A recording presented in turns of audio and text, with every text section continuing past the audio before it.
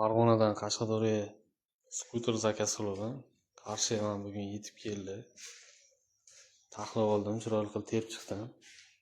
Korobka holatida yetib keladi. Monitorlari, hamma narsasi juda chiroyli. Zo'r skuter. Hammaga tavsiya qilaman.